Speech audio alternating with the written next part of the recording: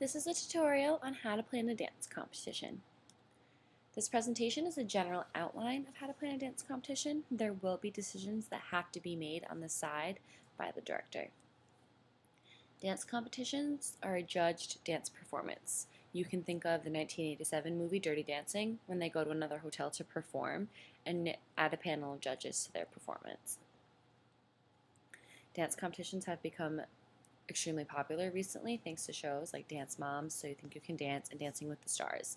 The crowds have been growing, which in turn is making dancers, studio owners, parents uncomfortable in their venue because the days are getting longer and they need somewhere else to look to. Many people have tried to start new competitions and they fail within their first year because they don't realize how much it's going to take. First things first, choose a competition name. Make it something that's appealing, known, something that you're going to like for hopefully a couple of years. Create a logo. That's going to be your universal brand recognition. It's going to be on brochures, pamphlets, clothes, websites, everywhere. So you want to make sure it's something that's eye-catching and appealing, something that's going to make people notice you. Think of a motto for your competition. The motto is going to make you stand out. Why is your competition better than other competitions? What do you do that's so different? Why should people come to you? There has to be something about your motto that's going to make people want to come to your competition.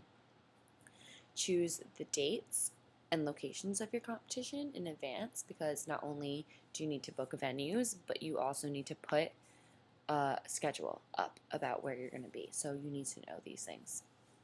Build a website and social media outlets. The second somebody hears about you, they're going to look you up. And if there's nothing about you, they're going to be concerned. So you want there to be things. Create a brochure and mail it out to all the dance studios. So once you have your location, you want to mail out to every studio in that town, every studio surrounding that town, states surrounding that specific state, because dancers will travel for a competition if they think it's worthwhile, which is something you want your competition to be. And take every opportunity you have as a marketing opportunity. It can't hurt to market. You want people to know about you. So market, market, market.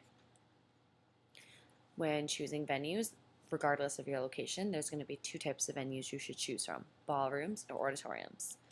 From the image here, you can see how a ballroom is set up. The way we're looking at it right now is where the judges would be sitting. To your right and to your left is where the audience sits. The sparkly black curtain all the way in the back is there so that dancers have the option to run around, which is something that you should do.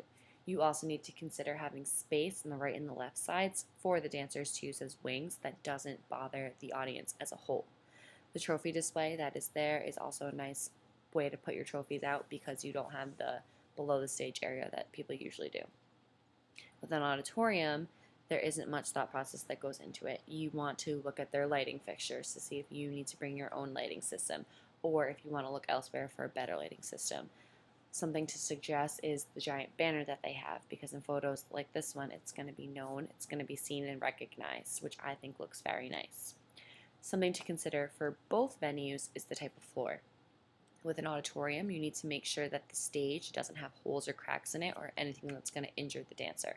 If it does, you can either look elsewhere or buy a floor or get a floor installed on top of it. For ballroom, you can't dance on carpet and you can't dance on the ballroom floor, so you need to have something there to install for the dancer. Depending on the venue, though, there are different types of floors, so you need to keep that in mind and decide your venue before you look at flooring. Seating arrangement is something you need to think about, but you just need to look at how they're going to enjoy the piece. Dressing rooms, you need to make sure that they're close enough to backstage, that they're big enough for all your dancers, and that they function as a dressing room. If the dancers don't fit and it doesn't function as one, you need to either buy multiple or you need to look elsewhere within the place for different dressing rooms. As for staff, you're going to have your three main managers: your backstage, your front manager, and your auditorium manager. Beneath them, they're going to have a staff. You need to collaborate with them to decide how many staff members they need and what they think they're capable of doing. Another form of staff is your setup and your breakdown staff. This can be the same group of people or it can be different groups of people. The tasks you're giving them are harder, so that's up to you. Within that, you can also break off and have your own floor set up and breakdown crew. Those four can be the same thing or they can all be different. With lighting and music, that can be the same group of people as well, but you need to make sure that they're specialized in those. You also need to know your venues ahead of time, because if you don't need your lighting and music staff to come with you, then in turn that saves you money. So you need to know what the venue has already and what you need from them. You have to hire judges.